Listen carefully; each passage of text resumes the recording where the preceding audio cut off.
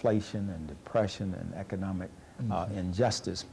And he also said that, that he'd come so far that he could not, at this point, segregate his morals, that justice is indivisible, that violence in Vietnam is morally wrong, and violence in America is also morally wrong. So I think that both men were moving toward an international interpretation and understanding of the problem. In '64, Malcolm made the pilgrimage in April, and that same year, in December, Dr. King received the Nobel Peace Prize. So both of them were anointed as international statespersons. So when they came back into America, they had the power of that. King became a threat to the intelligence community at the point in which he received the Nobel Peace Prize, because they knew at that point that whatever he said was basically the word, and people would respond to it. Another thing you have to understand, too, is that King, too, was shifting from race to class.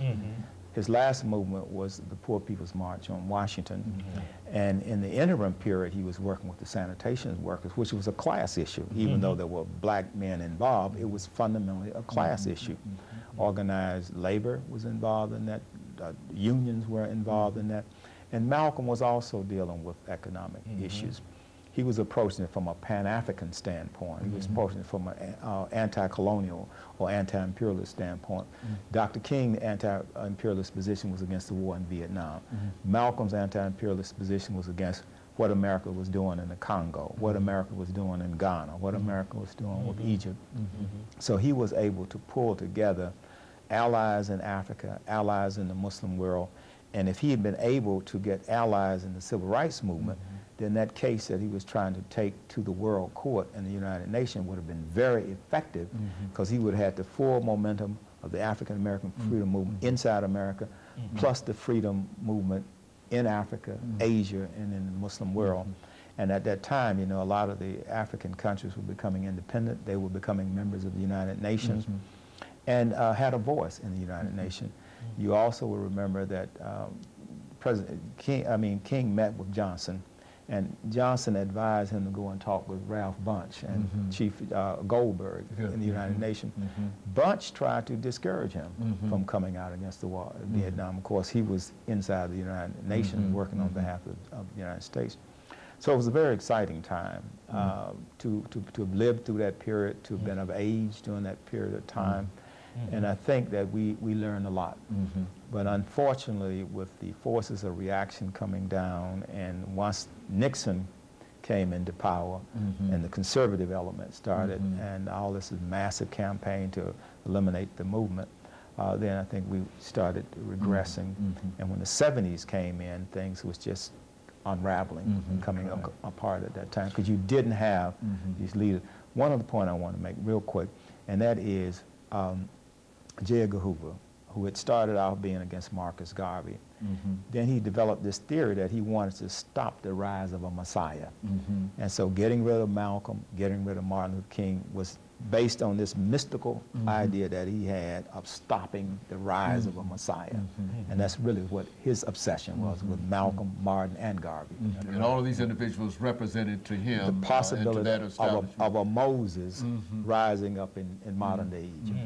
Dr. Baldwin, over the last few minutes, let's have you to sort of say something in reference not only to these two assassinations, but in reference to where we can go from here to make our people much more sensitive in terms of what these individuals were able to accomplish and what they did for the movement entirely. I think in a sense with the assassination of King and Malcolm, the movement sort of turned the corner.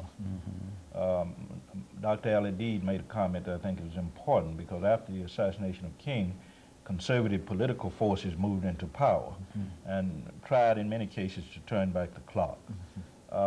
I think what we have to make sure of today, and we've had to pay attention to this since the assassinations, is that the death of these men the deaths of these men don't mean what? The death of their ideals or the death of the struggle. And that's what I'm afraid of, because the movement changed with the assassination of Dr. King. Today, if you look in the black community, neoconservative forces have emerged. And you don't find the kinds of prophetic voices that existed with Malcolm X and King in the 1960s. We need to recapture that spirit of prophetic religion, of social activism that existed during that period, because we don't have it. We've become a part of the political processes in this country. Many of our major leaders are involved in those processes, some running for president. And I think that sort of stifles what could be strong prophetic voices, because Dr. King and Malcolm X operated outside of the system.